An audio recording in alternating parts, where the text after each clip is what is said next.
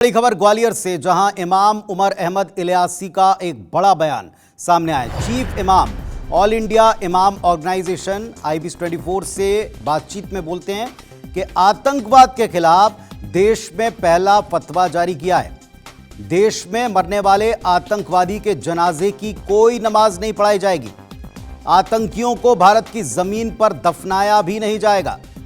पाकिस्तान नाम तो पाक है, लेकिन इसकी हरकतें पूरी तरह नापाक हैं। तो ये एक बड़ी खबर आपको बता दें, इस वक्त की एक बड़ी खबर है। IBC 24 से इमाम ऑर्गेनाइजेशन की तरफ से एक बड़े ऐलान को जाहिर किया गया है। आतंकवाद के खिलाफ देश में पहला फतवा जारी किया जाएगा और इस फतवे के तहत ये कहा गया है कि देश में मरने वाले किसी भी आतंकी की जनाजे की नमाज नहीं पढ़ाई जाएगी। आतंकियों को भारत की जमीन पर दफनाया नहीं जाएगा। पाकिस्तान केवल नाम का पाक है, लेकिन हरकतें उसकी पूरी तरह नापाक हैं। सुनवाते हैं आपको क्या कहा है।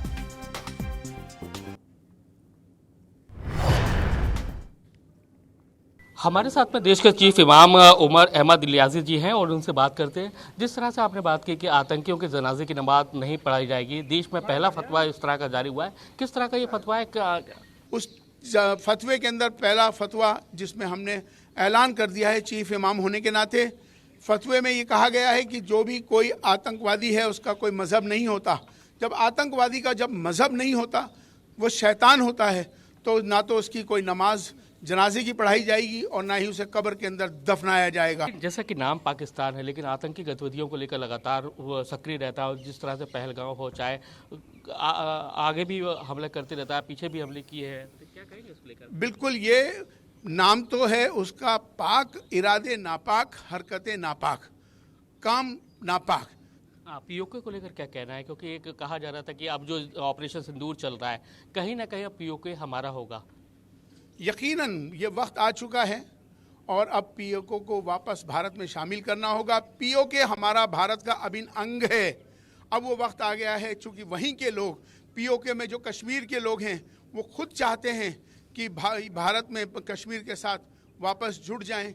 देखिए, वफ़ के मामले में हमारा कहना यह है कि वफ़ एक अल्लाह की जायदाद होती है। अल्लाह के नाम दी हुई दान को वफ़ कहते हैं, और अगर वफ़ के अंदर कोई किसी तरह की कोई गड़बड़ी हो रही है, कहीं ना कहीं उसको सुधारने के लिए, उसको सही करने के लिए भारत सरकार ने यह कानून बनाया है। एक अंतिम सवाल, लगातार आपकी PM नरेंद्र मोदी से बहुत नज़दीकियाँ होती हैं, जिसको लेकर कई संगठन मुस्लिमों के हैं, वो आप पर हमलावर रहते हैं। क्या कहेंगे ऐसे लोगों को कि कहा जाता है कि आप PM मोदी से लेकर कुछ कनेक्शन बताया जाता है आपका?